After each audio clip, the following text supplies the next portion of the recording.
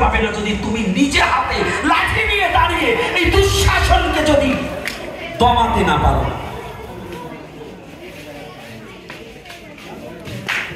অন্যায়ভাবে যদি কেউ আমাকে নষ্ট করতে চায় তাহলে তাকে প্রতিহত করো, তার বিরুদ্ধে রুখে দাঁড়াও, এটাও একটা ধর্ম।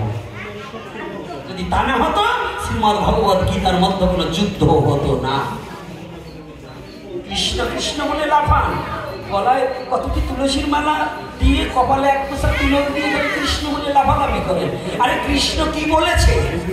সেটাই কৃষ্ণ।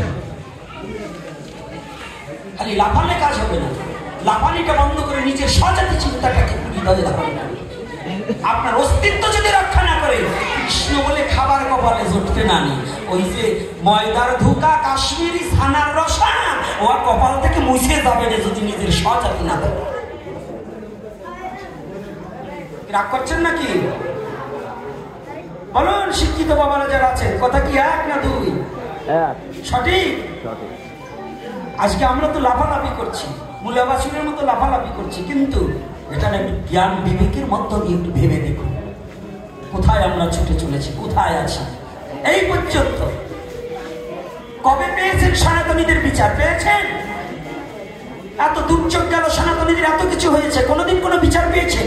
এখনো পাবেন না। এই অন্তর্বর্তী সরকার আপনাকে বিচার দেবে না, দেয়নি, দেবে। রসুনের পিছনটা সব কুয়া আলাদা আলাদা হতে পারে, কিন্তু গুড়া কয়টা? পণ্ডিত মশাই গুড়া কয়টা? পণ্ডিতরা এমন কথা বলবে না, আমরা তো রসুন খাই না। খাও না, বাজারে তো দেখো। একটা কথা জেনে রাখবে, বাংলাদেশে কেউ সবার কণ্ঠরোধ করা যাবে, আমাকে ভয় দেখিয়ে কোনো আমার কণ্ঠরোধ করতে পারবে না। আমি মৃত্যুর জন্য প্রস্তুত হয়েছি, তবু আমার এই সনাতনী জাতি যদি অন্যায় কোথাও হয় তার প্রতিবাদ আমার মুখে হবে, হবে, হবে।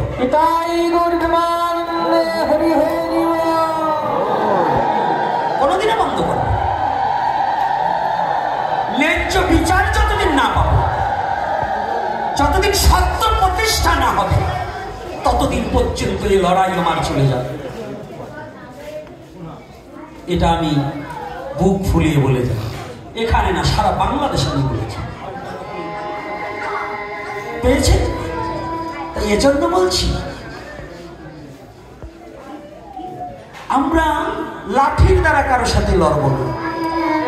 আমাদের সন্ত্রাসী কার্যকলাপ নয়, আমাদের একটাই সনাতন ধর্ম সন্ত্রাসী কার্যকলাপ শিক্ষা দেয় না।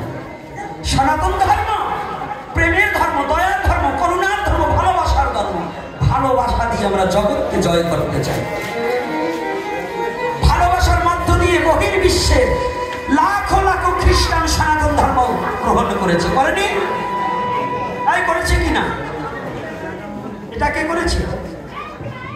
ভক্তি সিদ্ধান্ত সরস্বতী ঠাকুর মহাশয়ের কৃপায় অভয়চরণা ভক্তি বেদান্ত প্রভুপাদ ৬০ বছরের বৃদ্ধ হয়েও হরি নামের মধ্য দিয়ে বিশ্বকে জয় করে দিয়েছে। আজকে সারা বিশ্বে কৃষ্ণ মন্দির হতে চলছে। রাধে রাধে। আরো সনাতনী, তোমার এই বাংলার সম্পদ নিয়ে উড়াধনী, আর তোমার দেশের ধর্মকে তুমি চিনছ না। ও বাঙালি, গৌরহরি কাদের? আমাদের। তাই গৌরহরি আমাদের, ওরা গৌর বলে কেটে গড়াগড়ি যায়। আর আমাদের দেশের কিছু লোক গৌর বললে আরো ওদের কষ্ট হয়, আছে না? কৃষ্ণ বললে ওদের মা বাবার শ্রাদ্ধ হবে না, কৃষ্ণ নাম করাই যাবে।